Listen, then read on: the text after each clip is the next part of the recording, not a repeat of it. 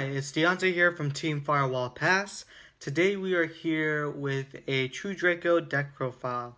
So, this deck has not been seen as much play due to Diagram being hit to 1 and Card Demise being hit to 1. I still think it's a very solid deck due to all the floodgates it's able to play and kind of stun your opponent from playing the game. So, yeah, let's go ahead and get right into the deck profile. So, we are playing 3 Ignis Heat. Ignis Heat is the one that activates a True Draco spell from your deck, or adds it to hand if your opponent activates a card effect. And we play 2 Maiden. Maiden is the one that if your opponent activates a card effect, you get to search for a True Draco monster. Then we have Dynamite. Dynamite is the one that if they activate a card effect, you can activate or add a True Draco spell or trap. This is probably by far one of the best ones. And I wish it would come back to 3, but unfortunately we don't have it at 3 yet. We have the Inspector Border. Inspector Border pretty much states that if your opponent controls, for example, if they have like a Link monster, they can only have 1 monster effect activation. They get more monster effect activations depending on how many types of extra deck monsters are on the field. So for example, if they have a Fusion, Link, and then like a Pendulum, that's like 3 monster activations right there. So yeah, it's a very solid card. It stops them from getting plays started because if they can't get into their extra deck without activating like a monster effect, then that's kind of rough on them.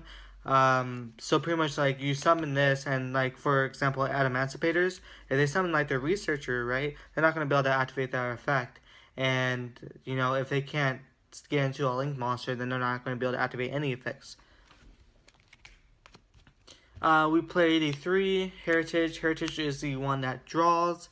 So whenever a True Draco spell trap card leaves the field, this gets to draw a card for each. So at the time of activating this, let's say you have already Tribute Summon, and like let's say you have a set Apocalypse and you tribute that for like a Dynamite, right?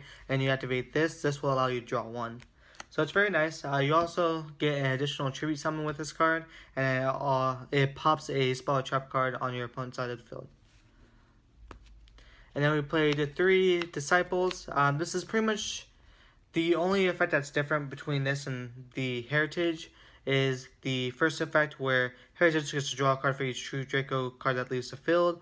Whereas Heritage, if you can shuffle 3 True Draco cards from your graveyard to your deck to draw 1. But the other 2 effects are the same, where you get the additional tribute and then it gets to pop a spell or trap card.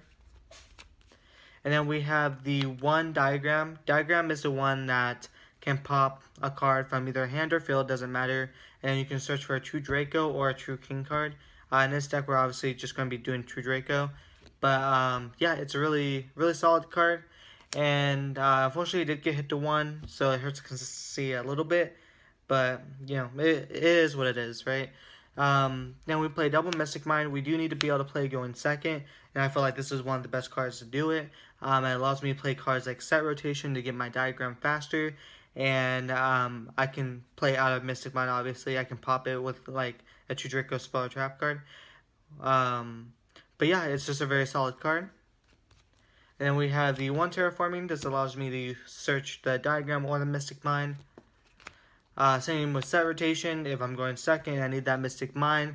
Unfortunately, yeah, I'm going to have to go to Diagram, but like I have to do what I have to do if I have to break their board. So yeah, you either can get your Diagram or your Mystic Mind. Just very solid card to play. And also, if they like, for example, if you do play a Mystic Mind on their board and you don't have any monsters on board, right? They have to, like, if you go, for example, against Eldritch or Invoke, they have to be able to activate that and then let it die, so that way they can activate a like Magical Meltdown. So Set Rotation does come in clutch sometimes in that way. It doesn't come up often, but it does come up. And then we play 3 Paw Duality. This is, you reveal the top 3 cards of your deck, choose 1, add it to your hand, shuffle the rest back. You can't special summon for the rest of the turn, which this deck doesn't do. And then when you play 1 card in Demise, you pretty much, if you control no cards in your hand, you pretty much draw 3, which is really nice.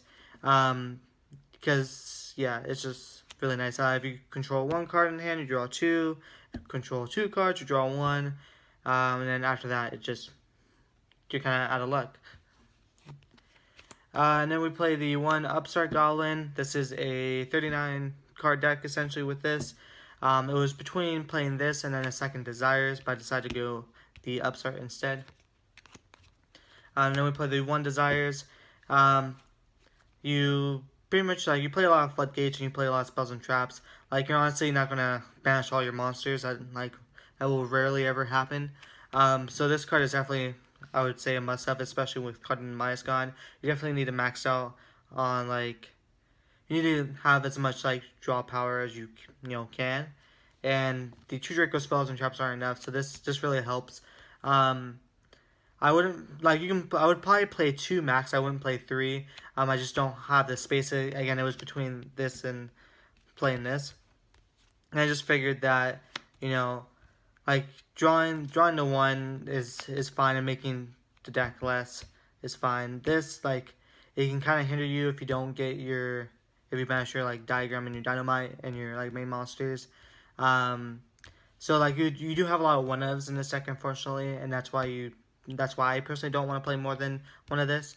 But definitely I would suggest to try 2. This deck does need as much consistency as possible, as much draw power. And then we play the 3 Apocalypse. Apocalypse is the one that can half your opponent's monsters' attacks that are currently on the field. And when it leaves the field, it gets to pop a card, and then it contributes something on your opponent's main phase. And then we got the True King's Return. This is the one that brings back your True Draco monsters from your grave, and then allows you to also pop a monster. And we play the 3 Solemn Judgment. You kind of have to play this because Lightning Storm is a card. And yeah, that card, Lightning Storm, just kind of screws you over. So you definitely need that out to it. And you need to kind of play smart in this format, right? If you can't overextend. You can't just set everything and pass, because people are main decking Lightning Storm sometimes if they're going second. And yeah, it's kind of needed. And then we play the 2, there can only be 1. This is probably one of the most broken cards in the deck. Against Adamantimators, they can't really play. So it's just really nice. And we also play Summon Limit. This is kind of helps to do what this doesn't do. For example, the Eldritch combo deck with the Jet Synchron. This kind of helps stop that. So if they make this into a Linkuriboh or whatever they make with that, right? You can Summon Limit, and now they can't go into the Needle Fiber play, and it kind of just stops them right there, which is really nice. And then we play the Monarch's Erupt. This is just a skill drain for the deck.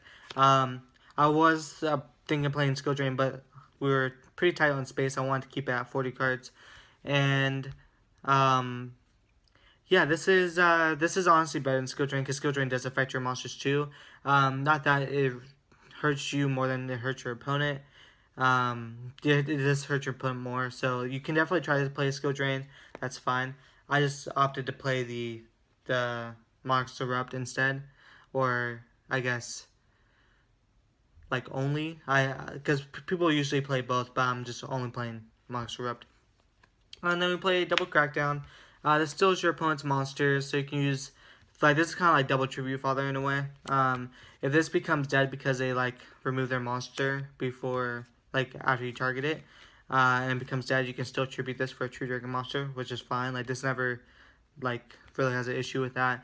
And then stealing again, especially against the Guru or Ultracast matchup, stealing their Faker or their Silkwidus, or stealing stuff, baiting stuff out, so that way you can continue playing the game. But yeah, that is it for the True Draco deck profile. Let me know if you like the deck profile and if there's any suggestions you guys have. I don't have a side deck because there hasn't been really any events going on, so there's no really real reason to make a side deck. And yeah, we did change the mat today to the Kakashi Hatake mat. We were using the other mat with the Gold Sark and the alchemy stuff on it, But I decided to change it today. Let me know if you do like the Kakashi mat over that mat, or if you guys like the other mat over this mat. You know, I'll do whichever mat you guys want me to do. But yeah, that's it for the deck profile. Please like and subscribe, and you guys have a great day.